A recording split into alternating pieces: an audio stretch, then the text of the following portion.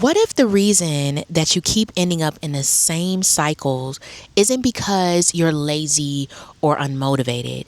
What if it's because you're holding on to an old identity that no longer serves you? Because the truth is, your habits can only take you as far as your mind allows.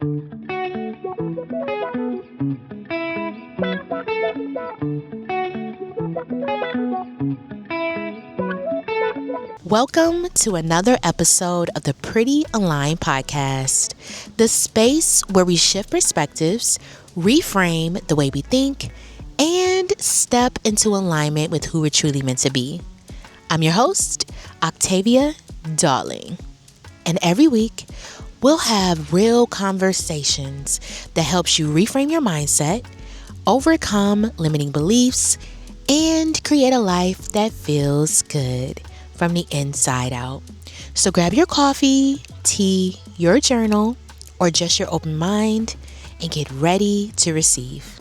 Let's get into it. You can't become who you want to become by thinking like the old version of yourself. And here are 3 things that I would do to reframe my mindset. The first thing that I would do is identify the habits that belongs to the old me, because not every habit belongs to come with you.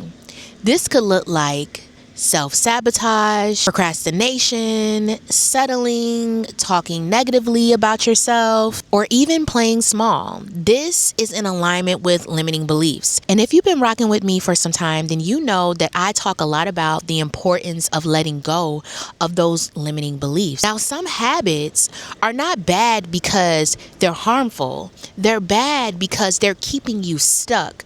They're limiting your growth, and they're keeping you attached to a version that you've outgrown. So if you want to really grow, you have to let go in order to level up. The second thing that I would do is create routines that aligns with the new version of me. I have shared tips on how to do this in many episodes, and I'll make sure that I reference them in the description. But the routines are what is important just as much as your habits. Your routines should support your future, not your comfort zone. So this may look like how you're managing your time, how you are prioritizing your wellness, what boundaries are you setting, and are you staying consistent? The future version of you is created by the routines that you implement, and your new identity is developed by the actions that you continuously take. The third thing that I would do is change the story that I'm telling myself. Sometimes what we are telling ourselves is really not in alignment with who we want to be or who we are showing up as. Your mindset shapes your behavior. So those limiting beliefs, you have to let them go, right? That internal dialogue, you have to be intentional about what you're saying. Level up your self-worth. Embrace your confidence, because you can't become someone new by repeating the same story about who you are. For example, imagine being on your wellness journey and your goal is to lose, let's say, 10 pounds in 30 days. Every day you show up to the gym, you choose to eat healthy, but in your mind, you're telling yourself that you are fat, or that you will never lose the weight that you want to lose, or that you are not capable of making it happen. Those thoughts are creating your reality. So it doesn't matter how hard you work out. It doesn't matter how many healthy meals you eat. You probably won't see the results that you want to see, all because of the story that you keep telling yourself. The stories that we tell ourselves are the lives that we live. Now, here are 2 mindset shifts I encourage you to make.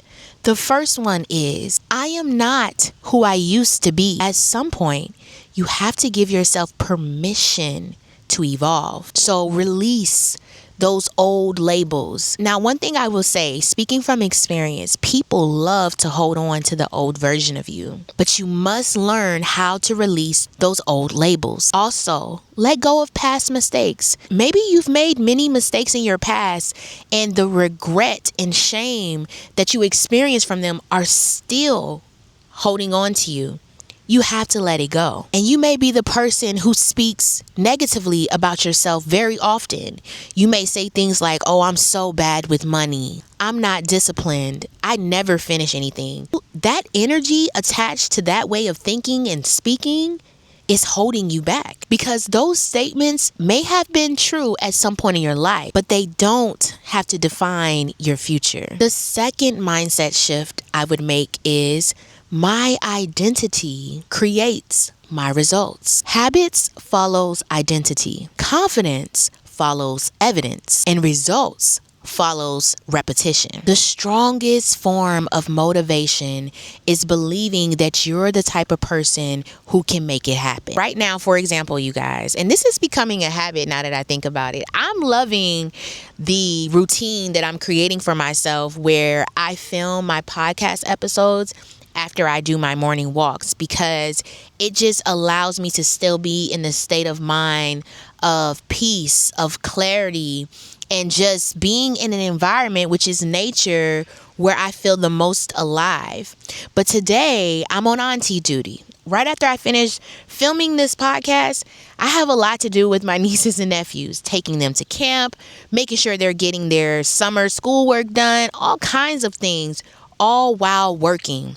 And when I woke up earlier, I felt slightly overwhelmed just by the idea of everything that I need to do today and still get work done, right? Because I don't have any kids of my own. So, hey, being an auntie is definitely a privilege. But I'm also finding the balance of taking care of kids while still sticking to my routines, sticking to the plan, not the mood. But I will say, it became easier for me to stick to my plans because I've already shifted my identity. I am a podcaster. So if I'm a podcaster, I need to record my episodes. If I need to record my episodes, then everything that else that I need to do comes after that, right? It's not something I put on the back burner just because something else came up. I've already embodied the identity of this role. So that means I'm going to keep showing up. Because the reality of it is, people act according to who they believe that they are. Because I believe that I'm a podcaster, I'm going to do what a podcaster would do. Because I believe I am a content creator, I'm going to do what a content creator would do. Because I believe that I am a photographer, I am going to do what a photographer would do. Whoever you believe that you are, that's what you will do. So think about the identity of who you want to be. Who are they?